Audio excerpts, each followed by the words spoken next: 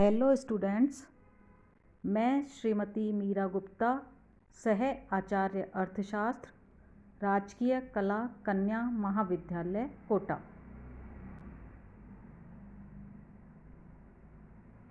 विद्यार्थियों, वस्तु की मांग केवल कीमत पर ही निर्भर नहीं करती, बल्कि यह आय पर भी निर्भर करती है। यदि हम सभी कीमतों को स्थिर मानते हुए उपभोक्ता की आय में परिवर्तन होने पर वस्तु की मांग पर जो प्रतिक्रिया होती है उसे देखें तो उसे हम मांग की आयलोच कहते हैं। कहने का तात्पर्य यह है कि आय में हुए आनुपातिक परिवर्तन एवं किसी वस्तु की मांग में होने वाले आनुपातिक परिवर्तन के गुणांक को हम आयलोच कहते हैं। विद्यार्थियों, सूत्र के रूप में इसको हम इस प्रकार व्यक्त कर सकते हैं। यहाँ मैंने मांग की आयलोच ज्ञात करने का सूत्र दिखाया हुआ है। यहाँ पर आयलोच बराबर है मांग में प्रतिशत परिवर्तन विभाजित किया हुआ है आय में प्रतिशत परिवर्तन। हम इसको दूसरे रूप में इस प्रकार लिख सकते हैं। मांग में परिवर्तन डिवाइडेड बाई आरंभिक मांग मात्रा इंटू 100। इसको हम डिवाइड करेंगे आय में परिवर्तन डिवाइडेड बाई आरंभिक आय इंटू 100। विद्यार्थियों, इसको हम सिंबल्स के रूप में यदि व्यक्त करें और मान लीजिए एम हमारी प्रारंभिक आय है और डेल्टा एम आय में परिवर्तन है, क्यू आरंभिक मांग मात्रा है, डेल्टा क्यू मांग मात्रा में परिवर्तन है और ई आई आय लोच है। तो हम मांग की आय लोच के सूत्र को इस रूप में व्यक्त कर सकते हैं। E I is equal to delta q divided by q into 100 और इसको हम डिवाइड करेंगे delta m divided by m into 100। यहाँ आप देख सकते हैं सूत्र के रूप में। जब इसको हम सिंप्लीफाई करेंगे तो हम इसको इस रूप में लिख सकते हैं और आगे हम इसको इस रूप में व्यक्त कर सकते हैं। और मांग की आय लोच के सूत्र को हम साधारणतः इस रूप में ही लिखते हैं, delta q divided by delta m into m divided by q. ये मांग की लोच का आय लोच का सूत्र है, इसे आप ध्यान में रखें। विद्यार्थियों, यदि हम मांग की आय लोच की प्रकृति की बात करें तो विद्यार्थियों, अधिकांश वस्तुओं की आय लोच धनात्मक होती है, क्योंकि आय में वृद्धि के साथ साथ वस्तु की मांग बढ़ती है। जब आय बढ़ती है और वस्तु की मांग बढ़ रही होती है तो आय लोच धनात्मक होती है। किंतु निम्न कोटि की वस्तुओं, जिनको हम हीन वस्तु या घटिया वस्तु या इन्फीरियर गुड्स के नाम से जानते हैं, इनके संदर्भ में मांग की आय लोच ऋणात्मक होती है, क्योंकि विद्यार्थियों ऐसी वस्तुओं की मांग आय में वृद्धि के साथ घटती है और आय कम होने पर बढ़ती है। यानी आय में वृद्धि और मांग मात्रा में जो परिवर्तन है उसमें ऋणात्मक संबंध होता है। तो इसलिए निम्न कोटि की वस्तुओं की मांग की आय लोच ऋणात्मक होती है। लेकिन कभी कभी ऐसा भी होता है कि आय में परिवर्तन होने पर मांग मात्रा में परिवर्तन नहीं होता, तो उस स्थिति में मांग की आय लोच शून्य होगी। तो हमने आय लोच के बारे में धनात्मक आय लोच, ऋणात्मक आय लोच और शून्य आय लोच की बात की है। अब हम इनको चित्र के माध्यम से स्पष्ट कर सकते हैं। विद्यार्थियों, यहाँ पर आय लोच की तीनों स्थितियाँ चित्र में दिखाई गई हैं। आप यहाँ देख रहे हैं कि ओ जो एक्स अक्ष है उस पर मांग मात्रा ली हुई है और ओ वाई अक्ष पर आय ली हुई है तीनों चित्रों में। तो सबसे पहले हम एक चित्र को देखें। यहाँ आप देख रहे हैं कि उपभोक्ता की आय बढ़ने पर जो आय है वह ओ आई से I1 हो गई है। यहाँ पर देखिए, तो इस स्थिति में वस्तु की मांग मात्रा भी बढ़कर x से OX से X1 हो गई है। आप यहाँ देख सकते हैं, यानी आय बढ़ने पर वस्तु की मांग मात्रा बढ़ रही है और जो DD जो मांग वक्र है वह धनात्मक ढाल वाला है, यानी यहाँ पर आय लोच, मांग की आय लोच धनात्मक है। यहाँ B जो चित्र है उसमें मांग की शून्य आय लोच व्यक्त की गई है, क्योंकि आप यहाँ देख सकते हैं आय में वृद्धि होने पर मांग मात्रा अपरिवर्तित है, तो यह शून्य आय लोच की स्थिति है। C चित्र में ऋणात्मक आय लोच दिखाई गई है। आय बढ़ने पर आप देख रहे हैं आय OI से बढ़कर OI1 हो जाती है और उपभोक्ता की जो मांग मात्रा है वह घटकर OX से OX1 हो जाती है। आप देख सकते हैं यहाँ पर आय बढ़ने पर मांग मात्रा घट गई है और यहाँ पर ऋणात्मक आय लोच की स्थिति है। विद्यार्थियों, यहाँ पर हमने तीनों लोचों की स्थिति देखी, धनात्मक आय लोच, ऋणात्मक आय लोच और शून्य आय लोच। लेकिन एक वस्तु की मांग की आय लोच उपभोक्ता के विभिन्न आय स्तरों पर धनात्मक, शून्य और ऋणात्मक हो सकती है। कहने का मतलब ये है कि एक ही वस्तु के लिए उपभोक्ता के विभिन्न आय स्तर पर वह वस्तु धनात्मक आय लोच वाली, ऋणात्मक आय लोच वाली या शून्य आय लोच वाली हो सकती है। और हम मांग की आय लोच के आधार पर वस्तुओं का वर्गीकरण आवश्यक, आरामदायक और विलासिता की वस्तुओं के रूप में करते हैं। और विद्यार्थियों, जब आय लोच इकाई से कम होती है तो वस्तु आवश्यक वस्तु कही जाती है। अगर मांग की आय लोच इकाई से अधिक है तो वस्तु विलासिता की वस्तु कही जाती है। और यदि आय लोच इकाई के बराबर है तो वह आरामदायक वस्तु की श्रेणी में शामिल की जाती है। तो आय लोच के आधार पर हम वस्तुओं का वर्गीकरण भी करते हैं।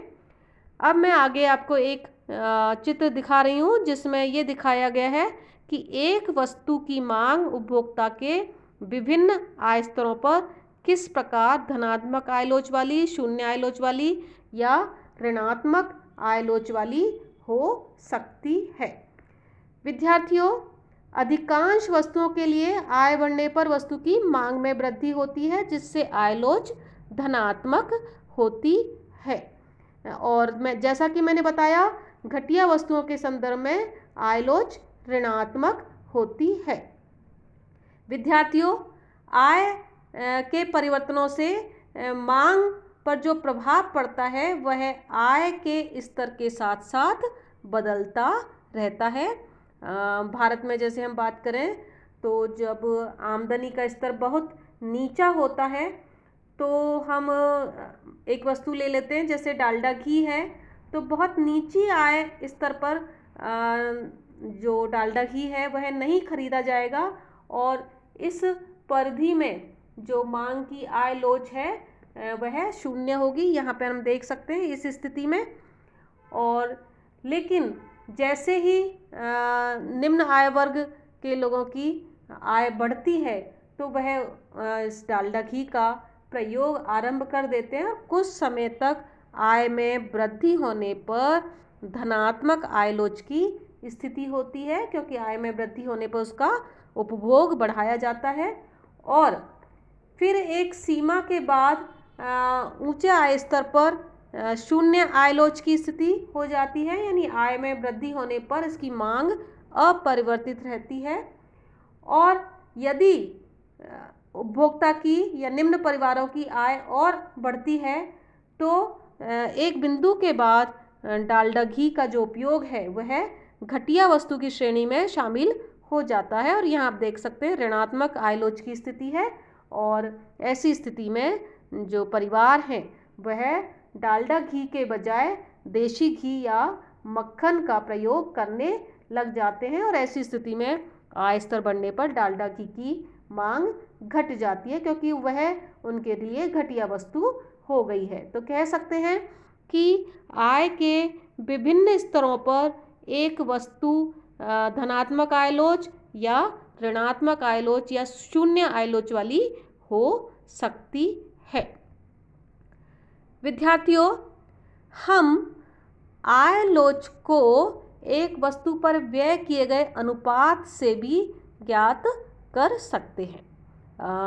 एक वस्तु की आय लोच और उस पर व्यय किए गए आय के अनुपात में बहुत उपयोगी संबंध होता है।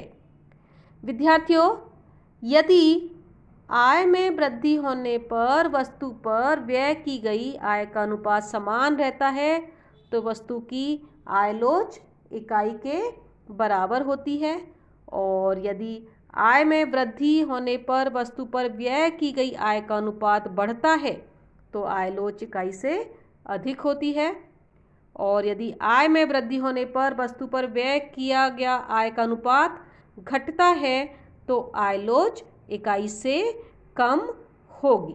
तो इस प्रकार एक वस्तु की आय लोच और उस पर व्यय किए गए आय के अनुपात में भी संबंध होता है। विद्यार्थियों, हम एक बात और कि हमने एंजिल वक्र का अध्ययन कर लिया है, तो हम एंजिल वक्र और आय लोच का संबंध भी देख सकते हैं, यानी एंजिल वक्र के माध्यम से भी हम आय लोच को ज्ञात कर सकते हैं। एंजिल वक्र की आकृति देखकर भी हम आय लोच को ज्ञात कर सकते हैं, क्योंकि हम जानते हैं कि एंजिल वक्र एक वस्तु की मांगी गई मात्रा तथा उपभोक्ता की आय के स्तरों में परिवर्तनों के बीच में संबंध को व्यक्त करता है। और एंजिल वक्र विभिन्न आकृति ले सकता है, जो कि हम पिछले वीडियो लेक्चर में डिस्कस कर चुके हैं, और ये आकृति इस बात पर निर्भर करेगी कि वस्तु आवश्यकता की वस्तु है, विलासिता की वस्तु है या घटिया वस्तु है। तो आवश्यकता की वस्तु का एंजिल वक्र उन्नतोत्तर होता है, क्योंकि आवश्यकता की स्थिति में आय लोच धनात्मक तो होती है लेकिन इकाई से कम होती है, जबकि विलासिता की वस्तुओं की आय लोच इकाई से अधिक होती है, और ऐसी स्थिति में विलासिता की वस्तुओं का जो एंजिल वक्र है वो उन्नतोत्तर होता है, कॉनकेव होता है। और विद्यार्थियों, घटिया वस्तुओं की स्थिति में एंजिल वक्र पीछे की ओर मुड़ता हुआ होता है, क्योंकि घटिया वस्तुओं की स्थिति में आय लोच ऋणात्मक होती है। तो हम एंजिल वक्र की आकृति देखकर भी ये पता कर सकते हैं कि आय लोच धनात्मक है या ऋणात्मक है, या इकाई से अधिक है या इकाई से कम है। विद्यार्थियों, हमने आय लोच के बारे में विभिन्न जो कंसेप्ट्स हैं या जो विभिन्न महत्वपूर्ण बिंदु हैं उनका अध्ययन किया। अब आपके मन में यह प्रश्न होगा कि मांग की आय लोच का क्या महत्व है, इसका हम अध्ययन क्यों करते हैं। विद्यार्थियों, अर्थशास्त्र में मांग की आय लोच का विचार भी काफ़ी महत्वपूर्ण है, क्योंकि मांग की आय लोच के सिद्धांत से हम आवश्यक और विलासिता की वस्तुओं में अंतर कर सकते हैं, क्योंकि हमने देखा कि यदि वस्तु विलासिता की वस्तु होती है तो उसकी आयलोच इकाई से अधिक होती है, और आवश्यक वस्तुओं के संदर्भ में जो मांग की आयलोच है वह इकाई से कम होती है।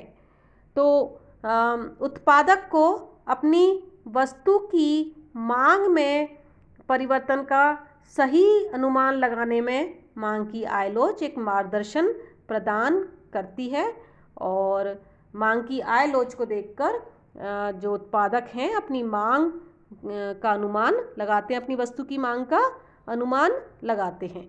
एक बात और कि अर्थव्यवस्था में जिन पदार्थों की मांग की आयलोच नीची होती है उनसे संबंधित उद्योगों का विकास धीमी गति से होता है, और जिन वस्तुओं की मांग की लोच अधिक होती है उनका विकास, उनसे संबंधित उद्योगों का विकास तेज गति से होता है। इसलिए आयलोच के आधार पर भी उद्योगों की प्रगति में अंतर उत्पन्न हो जाता है, और मांग की आयलोच की जो अवधारणा है वह काफ़ी महत्वपूर्ण स्थान रखती है अर्थशास्त्र में। विद्यार्थियों, हमें ये ध्यान रखना होगा कि कोई भी वस्तु आय के एक स्तर पर आवश्यकता की वस्तु हो सकती है और आय के दूसरे स्तर पर वह विलासिता की वस्तु बन सकती है, और जैसे जैसे किसी देश का विकास स्तर बढ़ता जाता है तो कई जो विलासिता की वस्तुएं होती हैं वह आरामदायक वस्तुओं या आवश्यकता की वस्तुओं में बदलती भी जाती हैं। तो इस प्रकार मांग की आयलोच की जो अवधारणा है उसका अध्ययन अर्थशास्त्र के विद्यार्थी के लिए काफ़ी महत्वपूर्ण होता है। मैं समझती हूँ आपको मांग की आयलोच का जो कंसेप्ट है वह समझ में आ गया होगा, और मैंने इस वीडियो को बनाने के लिए उच्चतर आर्थिक सिद्धांत एच.एल. आहूजा, उच्च आर्थिक सिद्धांत एम.एल. झिंगन और व्यष्टि अर्थशास्त्र लक्ष्मी नारायण नाथुराम की पुस्तकों का प्रयोग किया है। अभी के लिए इतना ही पर्याप्त है। Thank you.